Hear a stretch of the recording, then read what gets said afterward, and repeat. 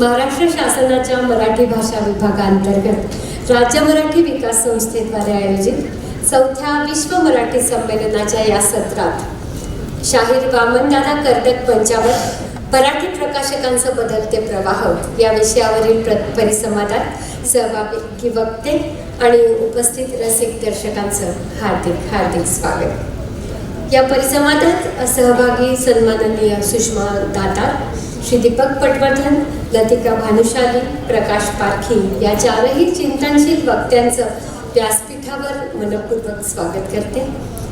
खरं म्हणजे प्रकाशन म्हणजे काय तर प्रकाशात आणणे, मग तो शब्द, अर्थ, आशय, समज, विचार, घटना, अनुभूती, कल्पना, प्रतिभा आणि या सगळ्यांची गरज असते माणसाला समृद्ध करण्यासाठी।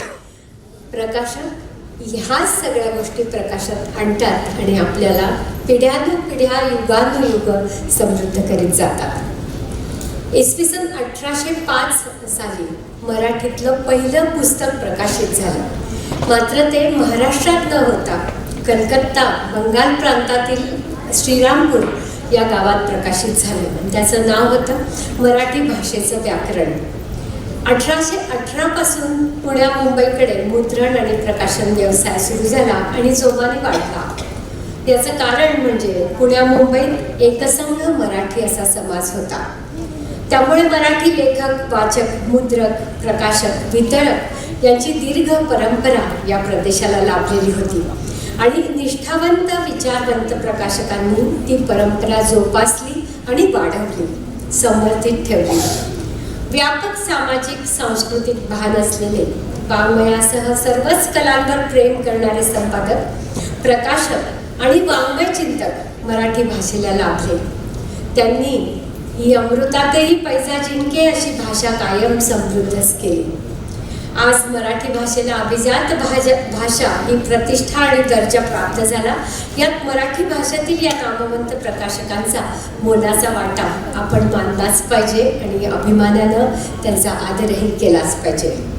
मौजेचे श्री पु. भागवत, अनंतराव कुलकर्णी, रामदास भटकळ, राज देशमुख, वामनराव भट, आनंद अंतरकर, अरुण चाकरे, दिलीप माजगावकर या सगळ्याच महनीय प्रकाशकांच्या ग्रंथनिर्मिती कर्तृत्वाला मी विनम्र अभिवादन करते आणि आज सभागृहात उपस्थित सुदेश इंगलासपूरकर यांच्याही कर्तृत्वाला मी मानाचा मुजरा करते आणि आपल्या सगळ्यांच्या वतीनं आज हे आजच्या या परिसंवादात पुनश्च एकदा बघते आणि आपण सगळे सन्माननीय रसिक सगळ्यांचं मनपूर्वक स्वागत करते। आताच कीर्ती मॅडमनी सगळ्या वक्त्यांची व्यवस्थित ओळख करून दिलेली आहे, तरीही न राहून मी त्यांची ओळख करून देणारच आहे। पण आपण कार्यक्रमाच्या या परिसंवादाच्या स्वरूपाविषयी मी तुम्हाला सांगते की पहिले एक राऊंड आपण असा घेणार आहोत की ज्याच्यात हे सगळेजण आपापली भूमिका किंवा काय कार्य करतात हे समजावून सांगणार आहेत आणि नंतरच्या राऊंडमध्ये आपण बदलत्या प्रवाहावर चर्चा करणार आहोत। मी सर्वप्रथम आमंत्रित करते आहे प्रकाश पारखी सरांना। प्रसिद्ध बालनाट्य प्रशिक्षक आणि ज्येष्ठ नाट्यकर्मी आहेत। मला सांगताना अतिशय आनंद होतोय की त्यांनी आजवर कमीत कमी 3 पिढ्या रंगभूमीच्या घडवल्या आहेत, त्याचं त्यांना श्रेय दिलंच पाहिजे।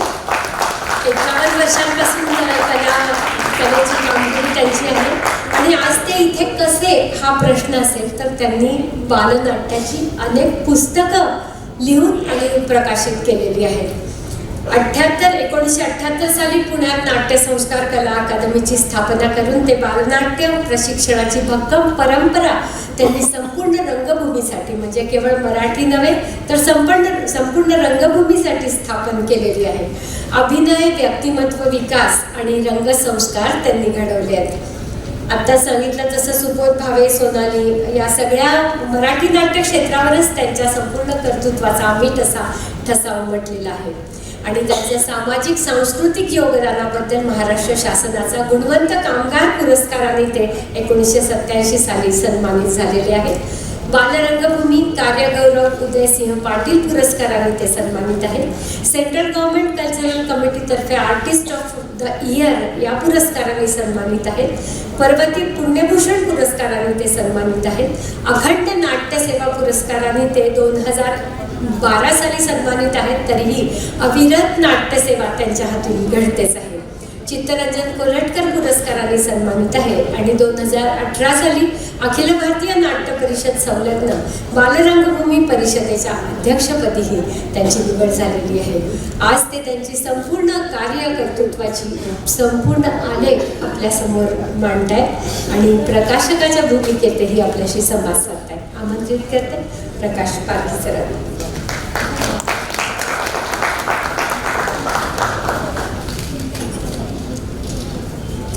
नमस्कार नमस्कार नमस्कार सगळ्यांनी नमस्कार म्हणून तर मी नमस्कार म्हणत राहतो. नमस्कार.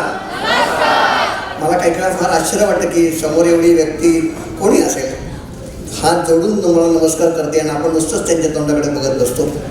आमच्या नाटकामध्ये असं चालत नाही, तुम्हाला लगेच प्रतिसाद द्यायचा असतो. तेव्हा तुम्ही सगळेजण नमस्कार म्हणलात, धन्यवाद. आत्ताच ताईंनी म्हणल्याप्रमाणे की मला इथं का बोलवलं. बऱ्याच जेव्हा मी या ठिकाणी आलो आणि प्रकाशनावरती परिसंवादात तुम्ही बोलणार, तुम्ही तर बालनाट्य वाले असा मला शिक्का असतो की बालनाट्य करता, बालनाट्य लिहिता, शिकवता मुलांना अभिनय. मग या प्रकाशनाच्या याच्यात तुमचं कसं काय नाव आहे, तर हे सगळं आज उलगडून सांगणार आहे मी थोडक्यामध्ये. जेव्हा ही 78 साली संस्था स्थापन केलेली नाट्यसंस्कार, आणि जेव्हा हे नाटक शिकवण्याच्या काही पद्धती तयार केल्या की नाटक कसं शिकवायचं, काय कोणकोणत्या गोष्टी शिकवल्या पाहिजेत नाटक शिकवताना. आणि म्हणजे असं लक्षात आलं की व्यक्तिमत्व विकासाचं हे प्रभावी साधन आहे. म्हणजे आता जरी काही कलाकार तुम्ही जर हे बघितलं सोबत भावे सोनाली कुलकर्णी यादी दिली तर 100-150 कलाकार निघतील, परंतु हजारो मुलांना हे मी प्रशिक्षण दिलं आहे की ज्यात अनेक डॉक्टर्स आहेत, इंजिनियर्स आहेत, उद्योगपती आहेत, समाजसेवक आहेत.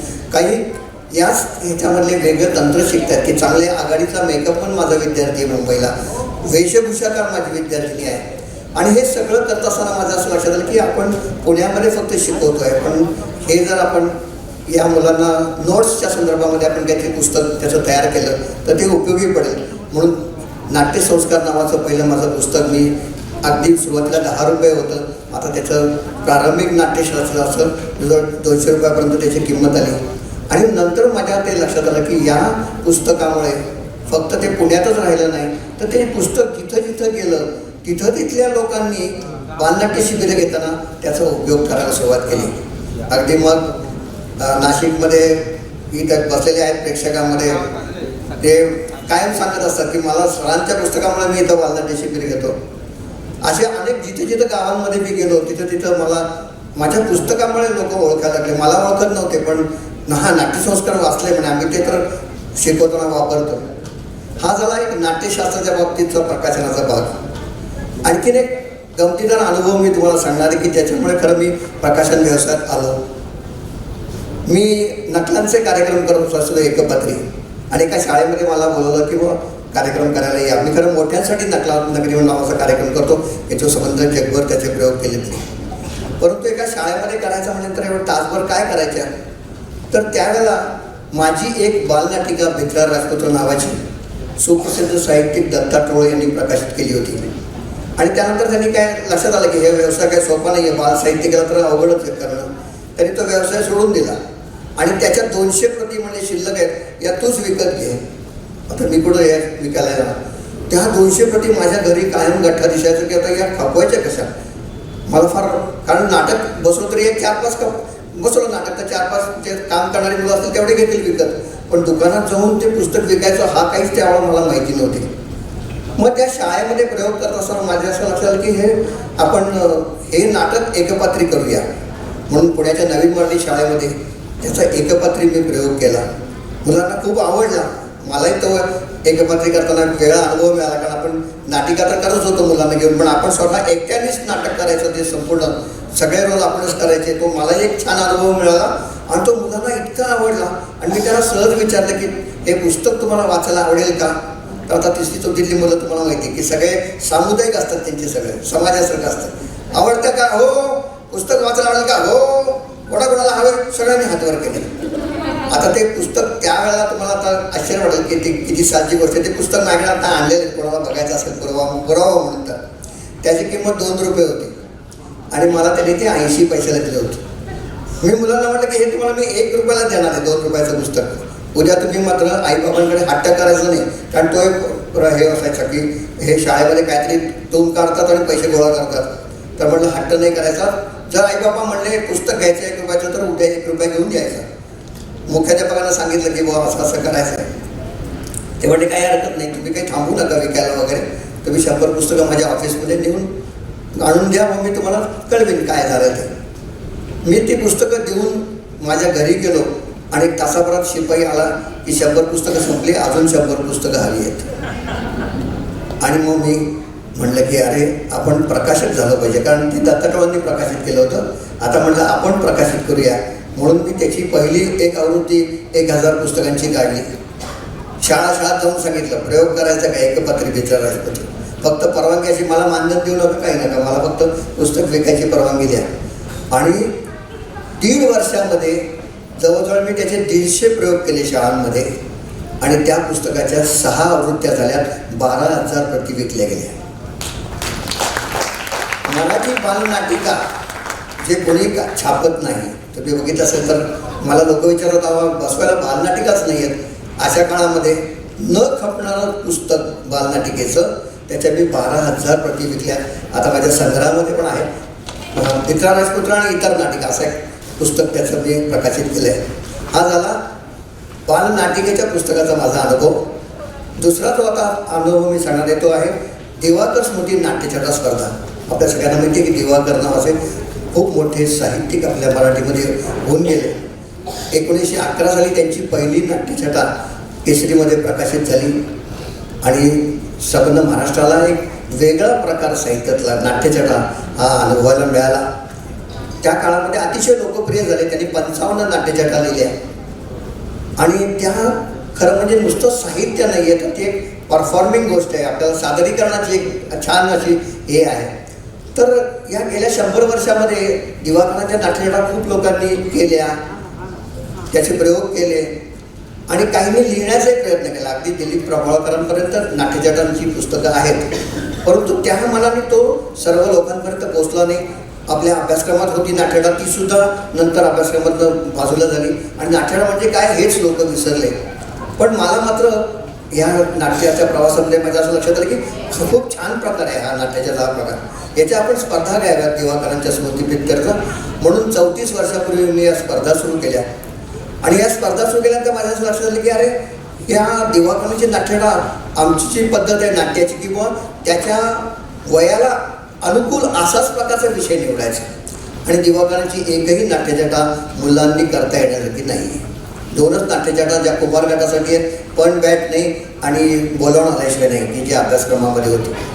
मग आता स्पर्धा घ्यायच्या मुलांसाठी तर मुलांसाठी नाट्यछटा पाहिजेत. मग ज्या काही 1-2 पुस्तकं उपलब्ध होती त्या आम्ही लोकांना सांगितलं, पण लोकांना लिहायची पण स्फूर्ती होती. पालकांना असं वाटत होतं की आपल्या मुलांनी नाट्यछटा करावी, त्यांना म्हणलं तुम्ही लिहा. पण नाट्यछटा लेखन कार्यशाळा घेतल्या आणि त्या कार्यशाळेतनं या गेल्या आमच्या 34 वर्षाच्या काळामध्ये आम्ही स्वतः नाट्यछटांची 20 पुस्तकं प्रकाशित केली आहेत. हजारो नवीन नाट्यछटा लिहिल्या गेल्या, नवीन लेखक नाट्यछटासाठी निर्माण झाले. काहींनी त्या स्वतःच्या नाट्यछटांची पुस्तकं म्हणजे आमच्या 20 सोडून जवळजवळ 20 पुस्तकं या प्रकाशनाच्या व्यवसायामध्ये आली की ज्याच्यामध्ये त्या लेखकांनी स्वतःच्या नाट्यछटा प्रकाशित केल्या. म्हणजे नाट्यछटा हा प्रकार थोडासा विसरला गेलेला होता. अजूनही काही लोकांना नाट्यछटा म्हणजे काय माहीत नाही, असं वाटतं की एकपात्री, पण कथाकथन वेगळं, स्वगत वेगळं, एकपात्री वेगळं आणि नाट्यछटा वेगळी. त्याच्यासाठी हे व्यासपीठ नाही आहे, परंतु नाट्यछटा हा प्रकार पुन्हा पुनरुज्जीवित करण्यासाठी मला या पुस्तकांचा उपयोग झाला. कारण आमचं बहुरंगी नाट्यछटा नावाचं पुस्तक आहे, ज्याच्यामध्ये नाट्यछटा म्हणजे काय, कशी लिहावी, कशी सादर करावी, स्पर्धा कशा घ्याव्यात, परीक्षण कसं करावं आणि 25 नाट्यछटा.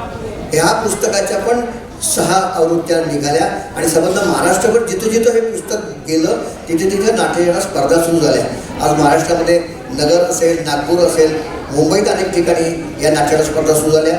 अखिल भारतीय नाट्य परिषदेच्या 100व्या संमेलनानिमित्त त्यांनी नाट्यछटा स्पर्धा राज्यस्तरीय घेतल्या आणि नाट्यछटा हा प्रकार पुन्हा लोकांच्या समोर आला. असं हे प्रकाशनाचं फार मोठं सामर्थ्य आहे असं मला वाटतं.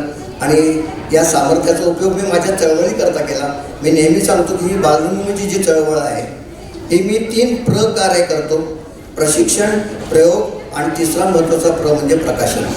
तेव्हा ही चळवळ मोठी होण्याकरता मी ही प्रकाशन म्हणून याचा उपयोग केला. प्रकाशन हे अतिशय महत्त्वाची गोष्ट आहे की ज्याच्यामुळे माझी चळवळ फक्त पुण्यापुरती मर्यादित न राहता संपूर्ण महाराष्ट्रावर, संपूर्ण देशभर किंवा देशाबाहेर सुद्धा केली. कारण एक पुस्तक आपण काही प्रत्येक ठिकाणी जाऊ शकत नाही, पण पुस्तक मात्र जाऊ शकतं. आणि याच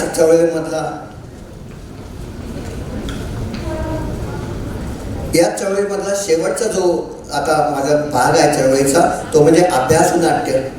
मुलांना नाटक करायला मिळत नाही, सगळ्यांना नाटक शिकायला मिळत नाही, पण आपण जर ते नाटक अभ्यासाच्या विषयावरती बसवलं आणि ते वर्गातच जर सादर केलं तर ते अभ्यास तर मनोरंजक होईलच, पण मुलांचा जो व्यक्तिमत्व विकास होईल नाट्याच्या गुणातनं तर तो सुद्धा विकास यामुळे होईल. आणि त्याच्यासाठी वेगळा वेळ नको, त्याच्यासाठी वेगळा पैसा खर्च करायला नको. पालकांना काळजी नको की अरे मुलं नाटक करतात आता अभ्यास केव्हा करणार, तर अभ्यासाच्या विषयावरच नाटक करायचं ही आता माझी चळवळ सुरू आहे. आणि त्याच्यासाठी सुद्धा अभ्यासावरती नाटक लिहिणं खूप अवघड आहे. त्यासाठी मी शिक्षकांच्या कार्यशाळा, माझा हे वयाचं 75वं वर्ष चालू आहे आणि 75 शिक्षकांच्या कार्यशाळा घ्यायचा मी संकल्प सोडला आहे. 8 मिनिटपर्यंत होईल असं वाटत नाही आहे, पण संकल्प तर करायला काय हरकत आहे. त्यानिमित्ताने आतापर्यंत अनेक गावांमध्ये 30-40 माझ्या कार्यशाळा झालेल्या आहेत आणि 75 शाळांपर्यंत मात्र हा नक्कीच पोचला आहे. तर या संदर्भामध्ये जर काही अधिक हवी माहिती हवी असेल तर जरूर करावी. आणि या कार्यशाळेमध्ये शिक्षकांना मी शिकवतो की बुवा अभ्यासावर नाटक कसं लिहायचं, कसं सादर करायचं आणि वर्गातच कसं सादर करायचं. पण सगळ्यात अवघड जो विषय आहे तो म्हणजे नाटक लेखनाचा. आणि म्हणून आम्ही आता काय करतोय की अभ्यासाच्या विषयावर ज्या लोकांनी ज्यांना आम्ही पुरस्कार दिले की छान नाटक लिहिले अशा लेखनाचे पुस्तक आम्ही काढलेलं आहे. एक पुस्तक आता प्रकाशित झालेलं आहे. पण अशी जर तयार पुस्तकं शिक्षकांना मिळाली तर शिक्षकांनी अध्यापनाचं काम कमी करायचं आणि ते नाटक बसवायचं. अ वर्गामध्ये त्या मुलांनी नाटक सादर केलं की ब आणि क मध्ये त्या शिक्षकाला शिकवायलाच नको, त्या शिक्षकांचाही ताण कमी होणार आहे. त्यामुळे अशा प्रकारचं अभ्यास नाट्य चळवळीत सुद्धा या पुस्तकाचे प्रकाशनाचा मी वापर करणार आहे. असं हे माझं काम सुरू आहे.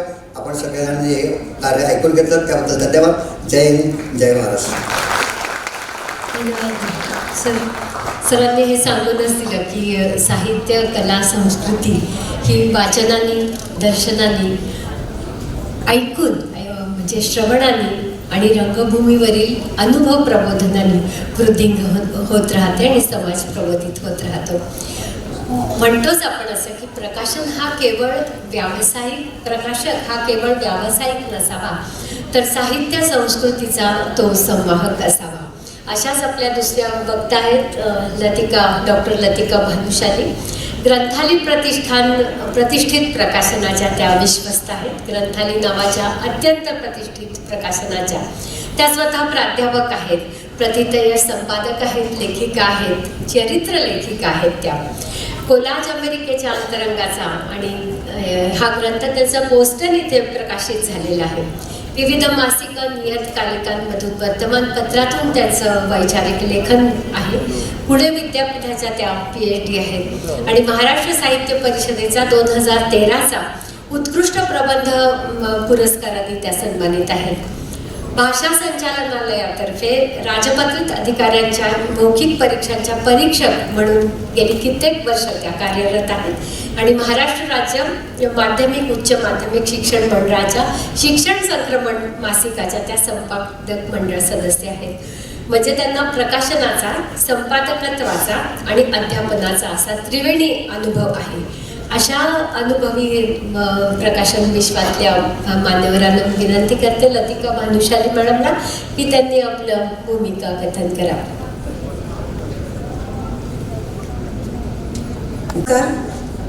विद्यार्थी मित्रांनो, मैत्रिणींनो, नमस्कार. शिक्षिका आणि प्राध्यापिका म्हणून माझी ओळख करून दिली तरी घाबरू बिबरू नका. मी तुमच्यासारखीच आहे. आत्ता कुठेतरी ढोल वगैरे वाचायला लागला तर मी पटकन नाचायला तुमच्यामध्ये येईल. त्यामुळे मी तुमच्यातलीच आहे. आज एका प्रकाशन संस्थेची आणि ती सुद्धा प्रथित यश अशा प्रकाशन संस्थेची विश्वस्त या नात्यानं मला इथे आमंत्रित केले, त्याबद्दल मी आभार मानते. खरं तर आमचे मुख्य विश्वस्त सुदेश हिंगलाजपूरकर हे आज सभागृहात उपस्थित आहेत. आमच्या सगळ्यांची इच्छा होती की त्यांनीच इथे या परिसंवादामध्ये भाग घ्यावा, पण त्यांची अशी इच्छा होती की ही भूमिका मी मांडावी आणि त्यामुळे केवळ ग्रंथालीच नव्हे तर एकूणच प्रकाशन संस्था ज्या आहेत त्यांची कार्यपद्धती, त्यांच्या पुढची आव्हानं आणि भविष्य या सर्वांच्या विषयी आम्ही साधक बाधक चर्चा करणार आहोत. आधी मी ग्रंथाली प्रकाशनाची विश्वस्त या नात्याने तुमच्यासमोर माझी भूमिका मांडते. मगाशीच मॅडमने सांगितलं की पहिलं मराठी पुस्तक हे काही महाराष्ट्रात प्रकाशित झालं नाही तर ते कोलकात्याला प्रकाशित झालं.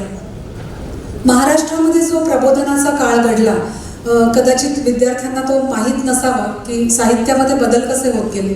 एक टिपिकल वर्गाचं पांढरपेशी साहित्य आपल्याकडे प्रकाशित होत होतं आणि अशा वेळेला मग हळूहळू वंचित समाज, तळागाळातला समाज हा शिक्षणाकडे आला, लिहू लागला, लिहिता झाला आणि मग आपल्या व्यथा, आपल्या दुःख, आपले अनुभव साहित्याच्या माध्यमातून तो समाजापुढे मांडू लागला.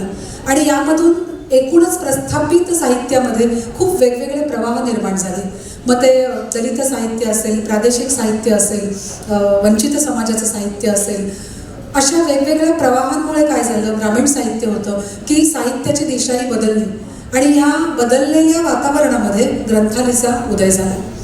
तर मला असं वाटतं की ग्रंथालीने ह्या वेगळ्या वातावरणाचा फायदा घेतला म्हणता येणार नाही, पण त्यांना एक जाणवलं की या प्रकाशन व्यवसायामध्ये एकूणच वाचकांची जी संख्या आहे ती कुठेतरी जास्त आहे, कमी आहे माहीत नाही, पण पुस्तकं त्यांच्यापर्यंत पोहोचवण्यास मात्र प्रकाशन संस्था ह्या कमी पडत आहेत.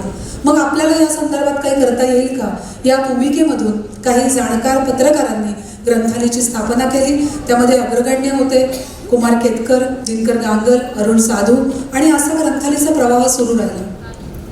सुरुवातीला म्हणजे संपूर्ण महाराष्ट्राला पुस्तकं विकत घेऊन वाचण्याची जी सवय आहे ती ग्रंथालयाने लावली. 4 पुस्तकं पहिल्यांदा प्रकाशित केली आणि त्या 4 पुस्तकांना वेगवेगळ्या सेंटर्सवर म्हणजे महाराष्ट्रामध्ये जवळजवळ 50पेक्षा अधिक केंद्र होती, तिथे ती पोहोचवून वाचकांपर्यंत पोहोचवण्याचं काम केलं. आता विद्यार्थी मित्रांनो, हे सगळं मी जेव्हा तुम्हाला सांगते आहे त्यावेळेला तुम्ही सातत्याने म्हणत असाल प्रकाशन विश्व, प्रकाशन विश्व. नेमकं प्रकाशन विश्व म्हणजे काय आणि ते काय करतात, तर त्याविषयी आपण थोडंसं जाणून घेऊया.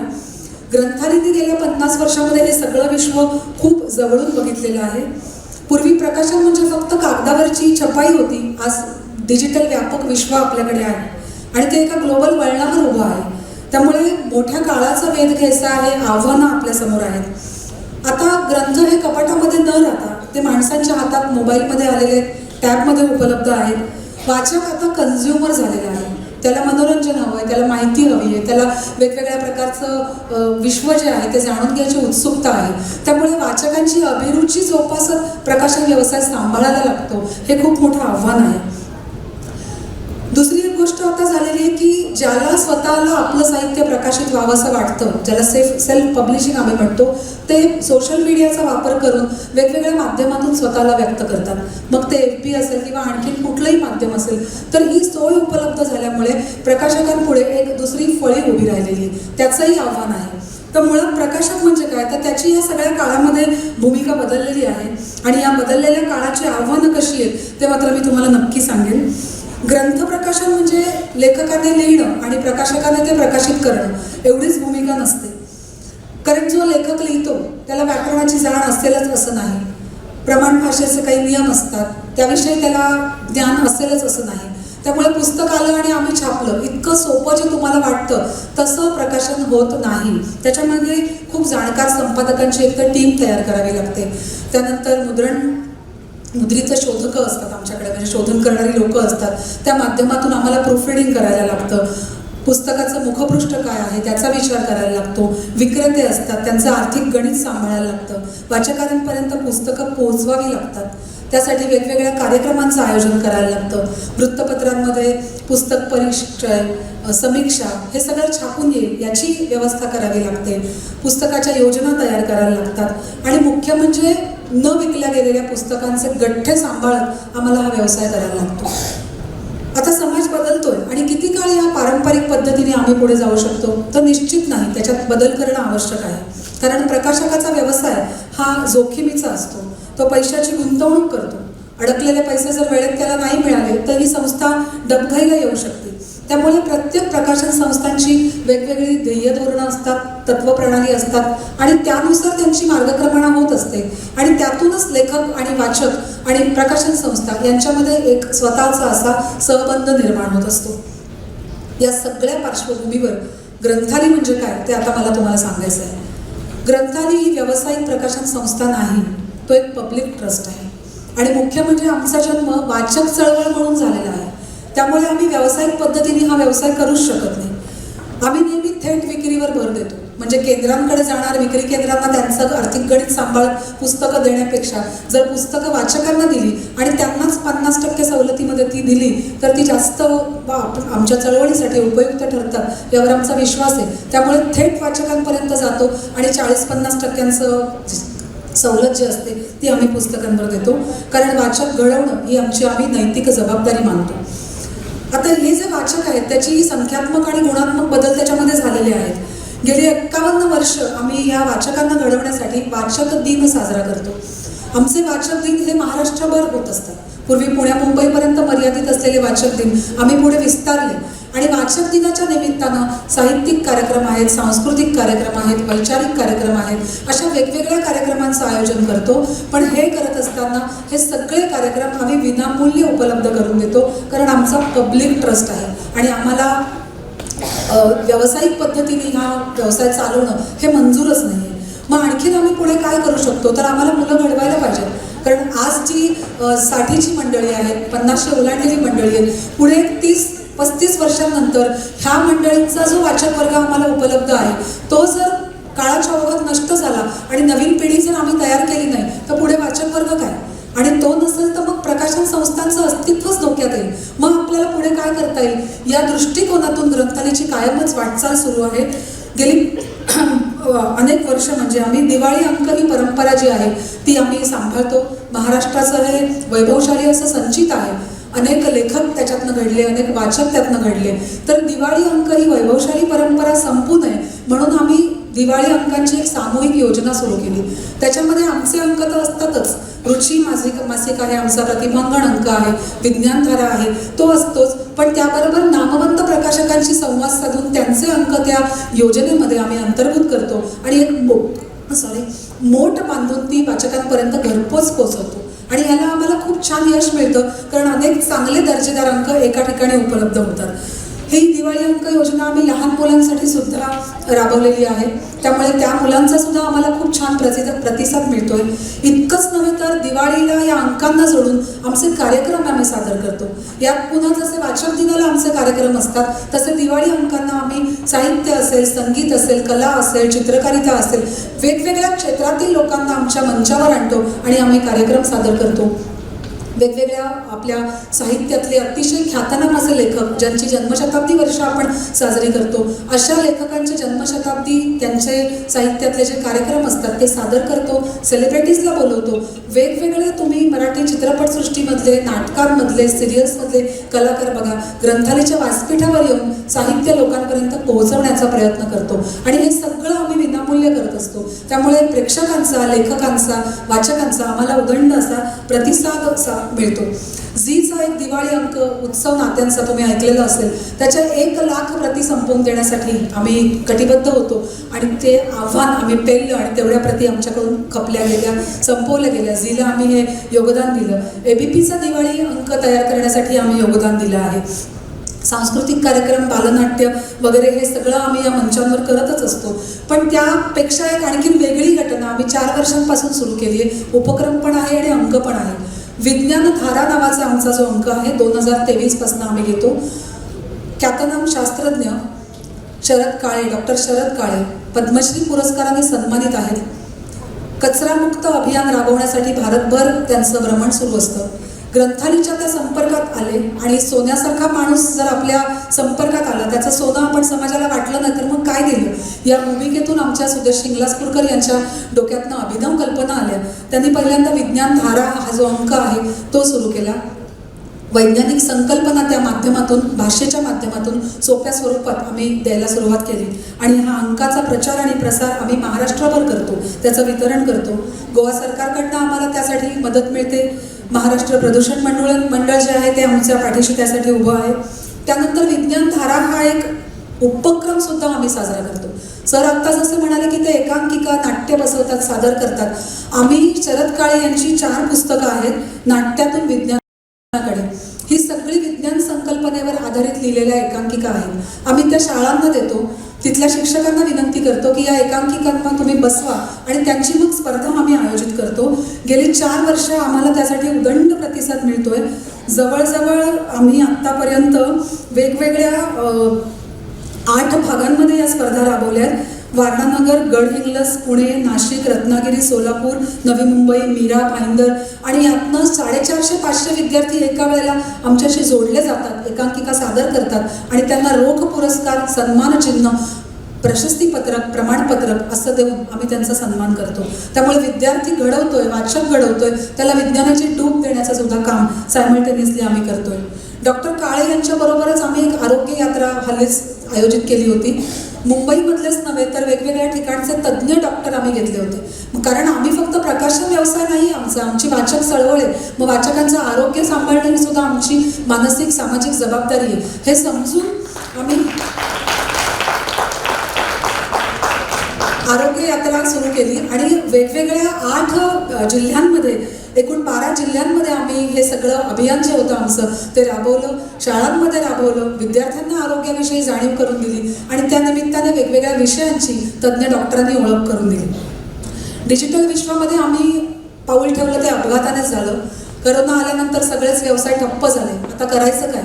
ऑनलाईन मीटिंग आम्ही घेत होतो आणि त्यावेळेला आमच्या मीटिंगच्या चर्चेमध्ये ठरलं की आपण मग ऑनलाईन पुस्तकं प्रकाशित केली तर काय होईल, असं ठप्प बसून चालणार नाही. आणि मग त्यातून आमची प्रतिभांगण आणि ग्रंथालय वॉच ही 2 यूट्यूब चॅनल्स जन्माला आली. या चॅनल्सवर मला सांगायला आनंद होतो, 550पेक्षा जास्त कार्यक्रम आम्ही अपलोड केलेले आहेत. यामध्ये फक्त साहित्यिक कार्यक्रम आहेत का, तर सांस्कृतिक आहेत, सांगीतिक आहेत, चित्रकलेवर आधारित आहेत, वेगवेगळे कार्यक्रम आहेत. त्यापैकी 2 विशेष उल्लेखनीय जे मी तिथेच आवर्जून सांगेन तुम्हाला, की ज्या मुलांचा, विद्यार्थ्यांचा इंग्रजी भाषेवर तितकंसं त्यांचं प्रभुत्व नाही आहे, कमांड नाही आहे, पण इंग्रजी साहित्य त्यांना उत्सुकता आहे, तर अशा लोकांसाठी आमचे विश्वस्त राजीव श्रीखंडे जे इंग्रजी साहित्याचे गाढे अभ्यासक आहेत, त्यांनी तिथलं जे अभिजात साहित्य आहे पाश्चात्य देशातलं ते मराठीतून आणून एक एपिसोड त्यांनी प्रकाशित केला आणि तो आम्ही अपलोड केलेला आहे. तुम्ही तो पाहू शकता. 50पेक्षा अधिक आमचे एपिसोड झाले. त्यानंतर हा ग्लोबल साहित्य सफर या नावाने आम्ही कार्यक्रम करतो. ग्लोबल साहित्य म्हणून लेखिका ज्या आहेत त्या संजीवनी खेर आमच्या सादर करतात. वेगवेगळे पुरस्कार प्राप्त ज्या लेखिका आहेत, साहित्य अकादमी पुरस्कार प्राप्त लेखिका, त्यांच्या साहित्यावर आधारित कार्यक्रम असतात, त्यांना आम्ही बोलतं करतो, त्यांची माहिती देतो आणि हे कार्यक्रम सुद्धा आम्ही विद्यार्थ्यांपर्यंत पोहोचवण्याचा प्रयत्न करतो. कॉर्पोरेट विश्व नावाचा आमचा कार्यक्रम आहे. ठिकठिकाणी मोठमोठ्या मल्टीनॅशनल कंपनीजचे CEO कसे असतात, तिथलं वातावरण कसं असतं, या सगळ्याची साध्यंत माहिती, एक जाण या कार्यक्रमाच्या माध्यमातून उलगडण्याचा आम्ही प्रयत्न करतो आणि तेही एपिसोड मग आम्ही आमच्या चॅनल्सवर अपलोड करतो. त्यामुळे आता सध्या आमच्या या चॅनल्सला आम्हाला खूप प्रतिसाद मिळाला आहे, कारण प्रत्येक ठिकाणी मुंबईच्या बाहेर जाऊन कार्यक्रम करणं शक्य नसतं, जे आम्ही करतो अर्थात, पण ज्यांना येणं शक्य होत नाही त्यांना मात्र डिजिटल माध्यमातून आमच्याशी जोडलं राहता येतं. बोलीभाषा हे महाराष्ट्राचं संचित आहे. आत्तापर्यंत मला वाटतं महाराष्ट्रात शोधल्या गेलेल्यानुसार 216 आपल्या बोलीभाषा आहेत आणि ह्या बोलीभाषा म्हणजे जर मराठी भाषा ही नदी आहे तर बोलीभाषा त्याचे झरे. त्यामुळे हे झरे जर आटले आपले तर भाषेला सुद्धा कुठे ना कुठेतरी एक धक्का बसणारच आहे. आणि या भूमिकेतून बोलीभाषांचे शब्दकोश आपल्याला करता येतील का, किंवा काही वेगळ्या विषयांचे शब्दकोश आपल्याला करता येतील का, यातनं आम्ही शब्दकोशांकडे वळलो. वास्तविक शब्दकोश ही खरं तर म्हणू नये मी, पण थोडीशी शासनाची जबाबदारी आहे, पण ग्रंथालयाने ती स्वतःहून घेतलेली आहे. आमचा संकल्पना कोश महाराष्ट्रभर गाजतो आहे. कालिदास कोश आम्ही लिहिलेला आहे, वाडवळी भाषेचा कोश आम्ही केलेला आहे, दागिन्यांचा कोश आमच्याकडे आता येऊ घातला आहे. एखाद्या महिन्यात त्याचं प्रकाशन होईल. त्यामुळे अशा पद्धतीने आम्ही वेगवेगळ्या सामाजिक सांस्कृतिक साहित्यिक जबाबदाऱ्या सांभाळत असतो. प्रत्येक संमेलनात आमचा स्टॉल हा असतो. शासनाचा पारितोषिकाच्या यादीमध्ये कमीत कमी 2 पुरस्कार आमच्या पुस्तकांना असतातच. इतकी दर्जेदार पुस्तकंही आम्ही प्रकाशित करतो. इतकंच नव्हे तर मराठी पुस्तकं घेऊन दरवर्षी 7 समुद्र ओलांडून ऑस्ट्रेलिया आणि अमेरिका या देशामध्ये आम्ही पुस्तकं घेऊन जातो. आता यामध्ये मला सांगायला खरंच खूप आनंद होईल की ही पुस्तकं म्हणजे तिथे ज्या मराठी शाळा चालतात, उत्तर अमेरिकेमध्ये 85 मराठी शाळा आहेत. शनिवार आणि रविवारी या शाळा चालतात. या शाळेतल्या मुलांनी ज्यांच्या कानावर कधी मराठी पडत नाही त्यांनी भारूड संतांचं साहित्य सगळं सादर केलं आणि एकूणच BMMच्या कन्व्हेन्शनमध्ये उंचीवर ते सगळं नेऊन पोचवलं. आणि जेव्हा त्यांच्याशी आम्ही संवाद साधला तेव्हा एका वेगळ्या अभिनव पद्धतीचा त्यांनी उल्लेख केला की मराठी साहित्य लेखन वाचन आम्ही मुलांपर्यंत कसं पोहोचवतो. त्यांनी पूर्वी भारतीय विद्यापीठाचा अभ्यासक्रम स्वीकारला होता. आता उच्च माध्यमिक मंडळ आपलं आहे त्याचा अभ्यासक्रम ते स्वीकारत आहेत. तर याच्यामध्ये त्यांनी ज्या पद्धती वापरल्या आहेत त्या पद्धती मला वाटतं आपण जर इथे वापरल्या तर आपल्याकडच्या मुलांना सुद्धा भाषिक आकलन हे आपण सहजतेने देऊ शकतो. त्याच्यावर थोडासा अभ्यास आणखीन करायला हवा अशी आमची एक भूमिका आहे. तरुणांसाठी आम्ही अभिवाचन स्पर्धा जाहीर करतो आणि दरवर्षी त्या घेतोच. ज्ञानपीठ पुरस्कारावर आधारित प्रश्नमंजुषा या 2 वर्षांपूर्वी आम्ही जवळजवळ 18 महाविद्यालयांमध्ये घेतली. मुंबईपुरताच मर्यादित होती, पण 1800 ते 2000 मुलांनी याच्यामध्ये भाग घेतला. आणि मुळात ज्ञानपीठ म्हणजे काय हेच माहीत नसलेली पिढी त्या अनुषंगाने याच्याकडे वळली, याचा आम्हाला खूप आनंद आहे. काव्य सादरीकरण करण्यासाठी तर मुलं उत्सुक असतात.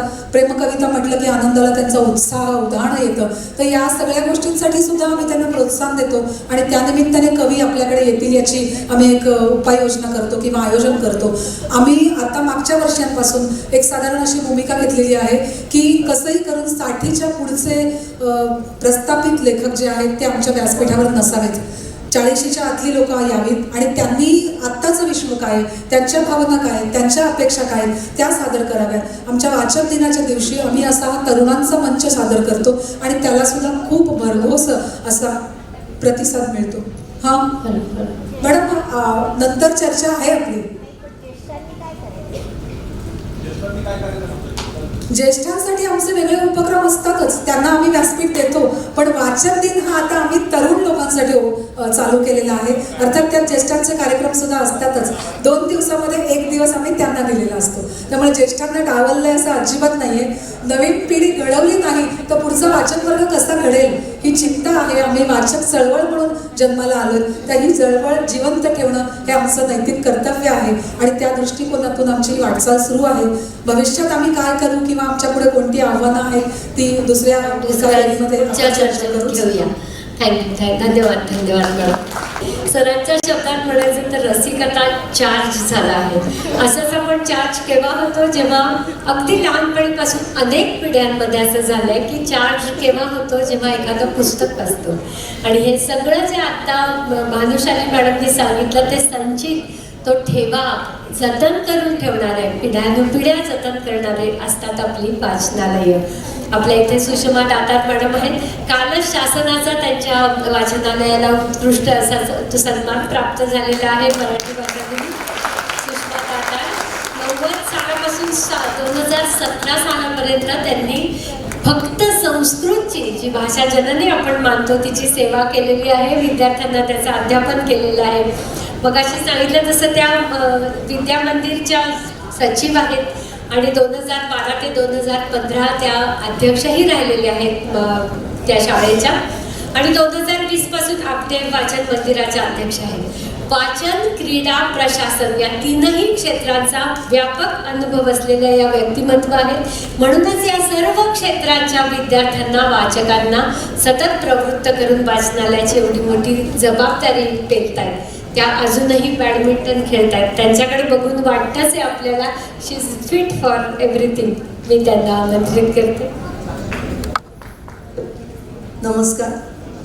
व्यासपीठावरील सर्व मान्यवर आणि व्यासपीठासमोरील आपण सर्व मान्यवर, आता इतकं आपण प्रकाशक म्हणून असलेली आव्हानं ऐकली. आता ग्रंथालय चालवताना काय आव्हानं आमच्या समोर आहेत ते मी आपणासमोर विशद करणार आहे. जी 300 पुस्तकं आज त्या वाचनालयात आहे, हा कितीतरी मोठा ठेवा ते सांभाळत आहे. त्याच्यामुळे वाचक, लेखक, प्रकाशक यांच्या किमान 2 पिढ्या आणि परिवर्तन त्यांनी स्वतः एक सामान्य नागरिक, सामान्य प्रतिनिधी म्हणून सांभाळलं आहे, अनुभवलं आहे. ते स्वतः वाणिज्य शाखेचे पारंगत आहेत. रत्नागिरी जिल्हा मध्यवर्ती सहकारी बँक लिमिटेडचे संचालक आहेत. स्वामी स्वरूपानंद सहकारी पतसंस्था मर्यादित रत्नागिरी जिल्ह्याचे ते अध्यक्ष आहेत. गोवा शिपयार्ड लिमिटेडचे गोवाचे ते केंद्र शासन नियुक्त स्वतंत्र संचालक आहे. आणि मी पामर त्यांना सामान्य म्हणते आहे, त्याच्यासाठी मी त्यांची माफी मागते. पण एक माणूस किती मोठं काम करू शकतो ते आज त्यांनी आपल्याला ते सांगतायत. मी ॲडव्होकेट दीपक पटवर्धनांना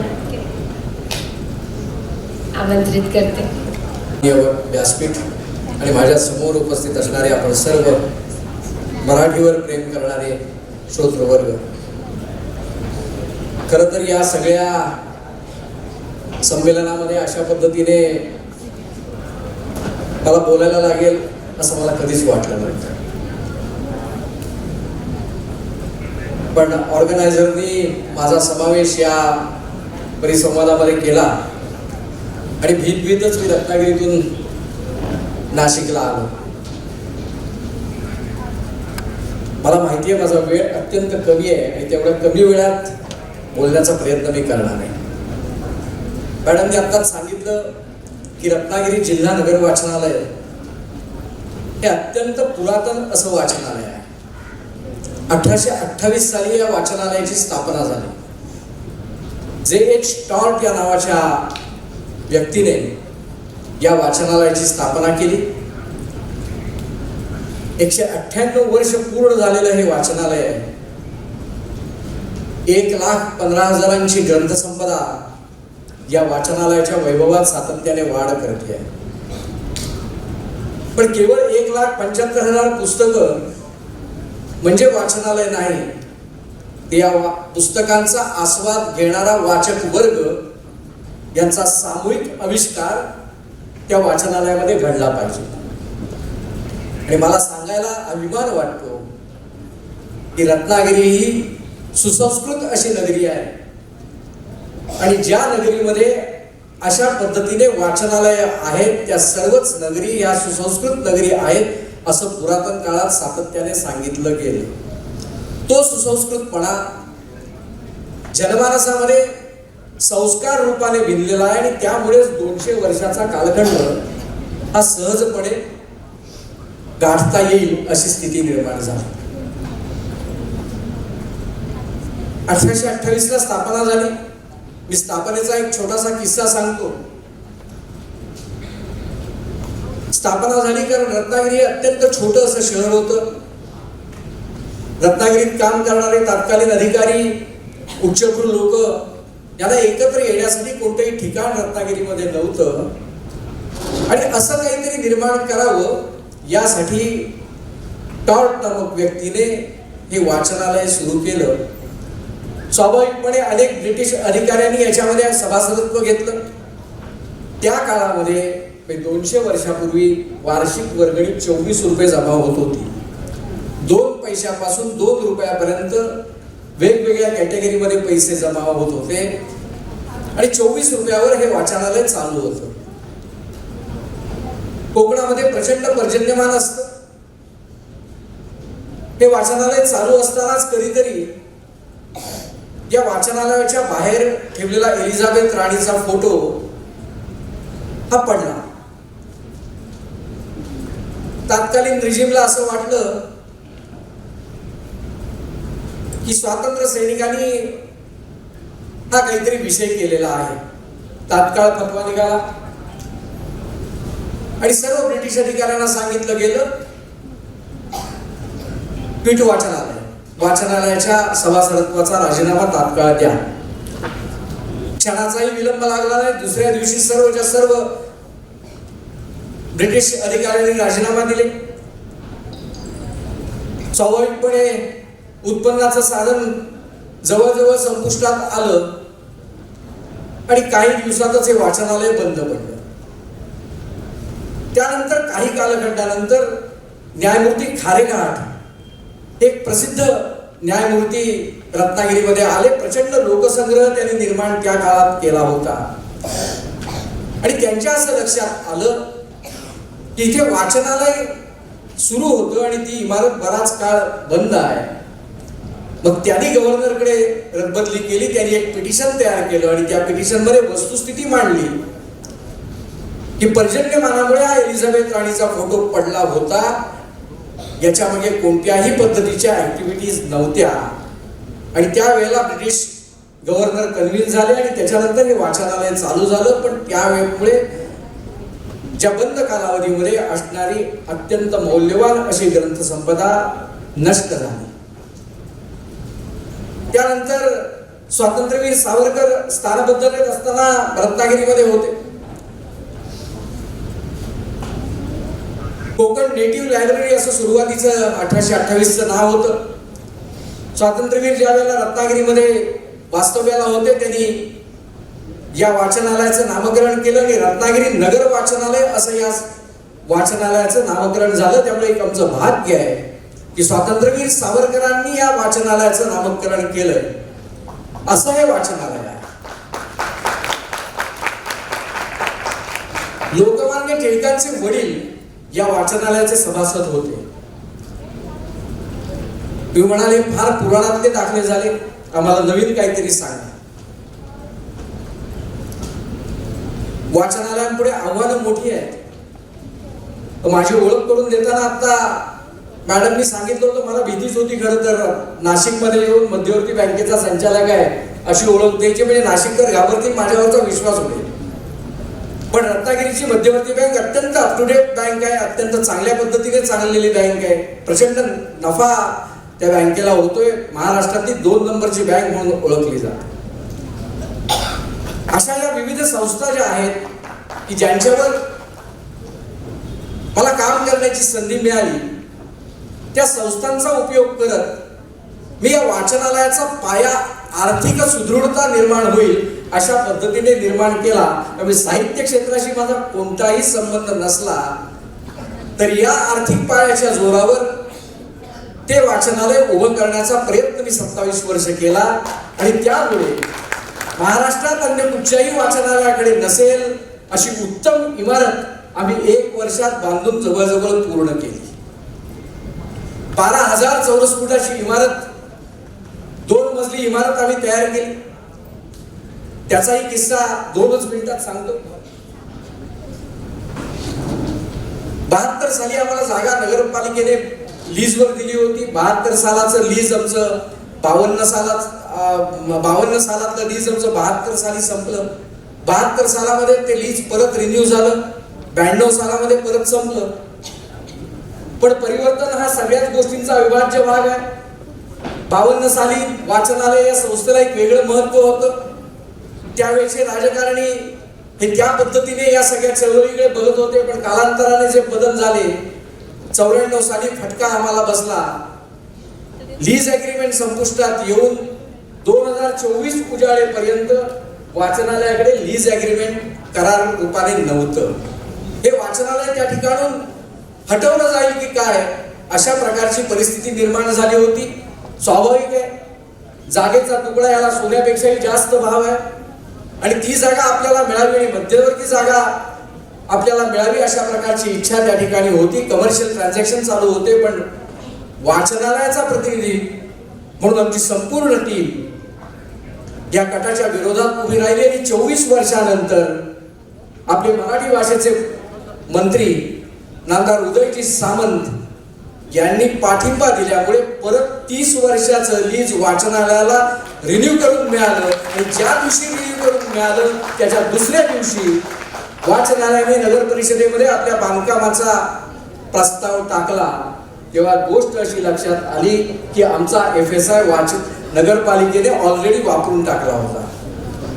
परत माझ्यावरला वकील जिवंत झाला, परत ती लढाई सुरू झाली आणि नवीन बांधकाम न करता पुनर्बांधणी करावी अशा प्रकारची परवानगी घेतली आणि एका वर्षाच्या आत 25 डिसेंबर 2024 ला बांधकामाला सुरुवात केली आणि 13 ऑक्टोबर 2025 ला वाचनालय परत त्या जागेमध्ये नेऊन सुरू झालं. इतक्या वेगाने हे काम आम्ही केलं कारण याला एक आर्थिक पाया आम्ही निर्माण केला होता. एक छोटासा किस्सा सांगतो.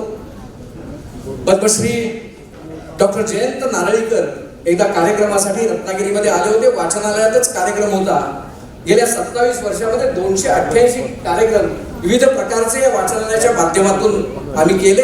एक सांस्कृतिक केंद्र म्हणून हे वाचनालय विकसित व्हावं असा आमचा प्रयत्न होता आणि त्याला बऱ्यापैकी यशही आम्हाला मिळालं. डॉक्टर जयंत नारळीकर कार्यक्रम आटपून खालच्या दालनामध्ये आले आणि मला म्हणाले मला थोडीशी पुस्तकं बघायची आहेत. म्हणून ते पुस्तकाच्या दालनामध्ये फिरत होते. परत येऊन बसल्यानंतर त्यांनी 3-4 पुस्तकांची नावं काढून दिली आणि मला ही पुस्तकं आहेत का बघा सांगितलं. मी ग्रंथपालांकडे यादी दिली. ग्रंथपालांनी 5 मिनिटांमध्ये ती पुस्तकं 4च्या 4 आणून दिली. त्यांनी ती चाळली आणि माझ्याकडे बघून म्हणाले की माझं आजचं तिकीट रद्द करा. मला या वाचनालयामध्ये असणारा ग्रंथसंपदा स्वतःहून बघायची आहे. तुमचं वाचनालय किती वाजता उघडतं? मी सांगितलं 8 वाजता आम्ही इथे स्टाफ येतो. दुसऱ्या दिवशी 8ला 5 मिनिटं असताना डॉक्टर जयंत नारळीकर वाचनालयाच्या गेटमध्ये उभे होते. 8 वाजता ते आत जाऊन बसले. त्यांनी अनेक प्रकारची पुस्तकं त्या ठिकाणी चाळली. दुपारी 12 वाजता त्यांनी एक सँडविच मागितलं आणि चहा मागितला. परत 12:30 पासून पुढे 7:30 वाजेपर्यंत हे गृहस्थ वाचनालयामध्ये अत्यंत रमले होते असं म्हटलं तरी हरकत नाही. परत दुसऱ्या दिवशी सकाळी त्या वाचनालयामध्ये ते आले आणि मला असं म्हणाले की यापूर्वी मी या वाचनालयामध्ये का आलो नाही. यापूर्वी जर या वाचनालयामध्ये मी आलो असतो तर कदाचित माझ्या लेखनामध्ये आणखीन काही वेगळं निर्माण करता आलं असतं. इतकं विपुल असं ग्रंथसंपदा या वाचनालयामध्ये आहे. पण ही ग्रंथसंपदा 200 वर्ष पूर्ण झाली. 300 वर्षाकडे याची वाटचाल व्हावी म्हणून उत्तम पद्धतीने त्याची इमारत आम्ही निर्माण केली. भविष्यातल्या पिढीला वाचनालय काय असावं, वाचनालयामध्ये आपण काय यावं यासाठी एक चांगल्या प्रकारची प्रेरणा मिळावी असा त्या मागचा उद्देश आहे. अनेक गोष्टी या ठिकाणी सांगता येतील पण वेळेची मर्यादा लक्षात घेता मी आपला निरोप घेतो. जय हिंद, जय महाराष्ट्र. मर्यादा अपरिहार्य आहे आणि आज जागतिकीकरणाच्या रेट्यात प्रचंड बदल झालेत. सगळ्याच गोष्टीत बदल झालेत आणि भाषेचंही संक्रमण वेगानं होत आलेलं आहे. साधं उदाहरण बघायचं तर ग्रेसांनी म्हटलं होतं पावसावर पाऊस कधीचा पडतो, झाडाची हलती पाने हलकेच जागा मजा आली. आणि आजचा जो एक अजिंक्य दर्शने नावाचा कवी आहे तो एक कविता लिहिताना तुमच्या पिढीचा कवी कविता करताना असं लिहितो की आपल्या कॉमन चॅट विंडोवरती उमटलेलं वेगवेगळं स्प्रे पेंटिंग एकाच वेळी पुसायच्या तयारीत आपण दोघेही असताना अचानक फ्लॅशी गडगडाटी असा पाऊस सुरू झालाय. आता सगळंच झालंय धुसर आणि स्क्रीन झालाय बबली. स्माइलीज झाले टपोरे आणि सिग्नल्स झाले पिवळेगार. इतकं संक्रमण आहे भाषेचं आणि त्याचा परिणाम सगळ्याच गोष्टींवर झाला आहे. प्रकाशनावर झालेला आहे, लेखनावर झालेला आहे, वाचकांवर झालेला आहे आणि हे सगळे म्हणजे एकंदरीतच आपण डिजिटल युगाकडे आलेलो आहे. पूर्वी छापील असायचं, आता सगळं संगणकीकृत किंवा डिजिटलाइज ऑडिओ ग्रंथ आले, ई-बुक्स, PDF, नंतर पॉडकास्ट, ऑनलाईन, किंडल, ॲमेझॉन. वाचन प्रसार खूप वाढला आहे, वाचनाचा पसाराही खूप वाढला आहे, वाचन लोकप्रिय झालेलं आहे. पण हे बदल प्रकाशकांनी आणि आपल्यासारख्या सगळ्यांनी कसे स्वीकारले आहेत त्या चर्चेची सगळे वाट बघत आहेत. आपण सुरुवात करूया पारखी सरांकडून.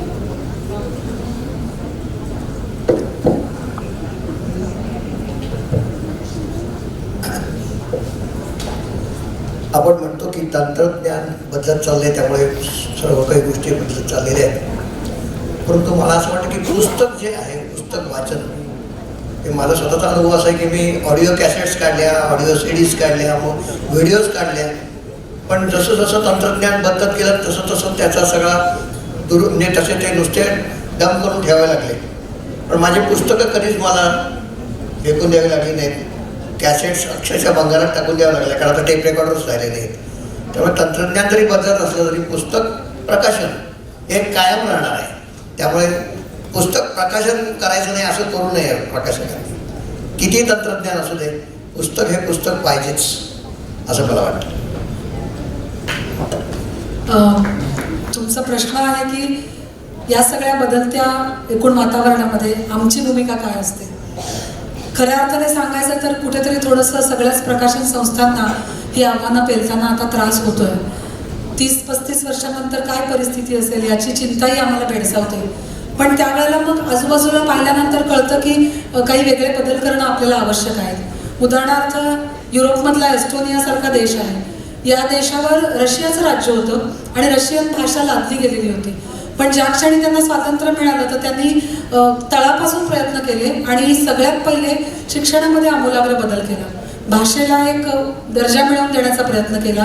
त्यांची काही फेस्टिवल सॉंग्स होती ती त्यांनी त्यांच्या भाषेची अस्मिता बनवली आणि त्या माध्यमातून भाषेविषयी जागरूकता निर्माण केली, अभिमान निर्माण केला आणि हळूहळू डिजिटलायझेशनकडे संपूर्ण भाषा केली. सरकारी कामकाज जे आहे ते सगळं त्याच्यासाठी ॲप्स डेव्हलप करणं, सॉफ्टवेअर डेव्हलप करणं हे केलं. तर माझ्या मते आता आपल्याला सुद्धा वेगळ्या पद्धतीने भाषेचा विचार करायला लागेल. एकतर नवीन पिढी घडवायची असेल तर गेल्या काही वर्षांमध्ये म्हणजे आता कायदा बदलला, ICSE, CBSE, IB बोर्डमध्ये 10वीपर्यंत आत्ता मराठी केलेलं आहे. पण यापूर्वी अशी परिस्थिती होती आणि ही पण अंमलबजावणी सार्वत्रिक व्हायला अजून वेळ आहे. अशी परिस्थिती होती की या बोर्डांमध्ये शिकणारी मुलं, मग जरी ती मराठी भाषिक मुलं असली तरी सुद्धा द्वितीय भाषा जर त्यांनी हिंदी घेतली असेल तर 8वी तृतीय भाषा मराठी निघून जायची. आणि मग 8वीला मराठी भाषेची नाळ तुटलेली ही मुलं 11वी-12वीत जेव्हा पुन्हा भाषेचा ऑप्शन त्यांच्यापुढे उपलब्ध होतो हिंदी मराठीचा, तर ते सरसकट मराठीकडे जातात. त्यामुळे आपलीच मुलं आपल्याला कमी कमी होत गेली. त्यामुळे मग मराठी भाषिक शाळांची जी संख्या घटली त्याच्यामागे सुद्धा अनेक कारणं आहेत की मराठी भाषेमध्ये माध्यमामध्ये शिकून आपल्याला पुढे भवितव्य आहे का.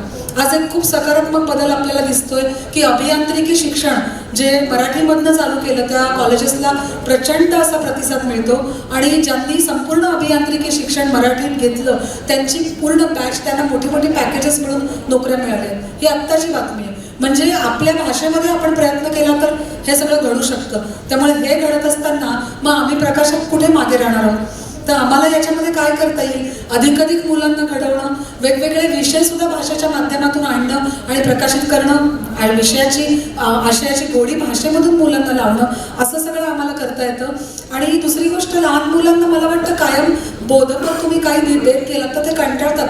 जसं आत्ताच्या सरांनी टाळ्या वाजून मुलांना थोडंसं उत्साहित केलं, त्यांचा मूड बदलला.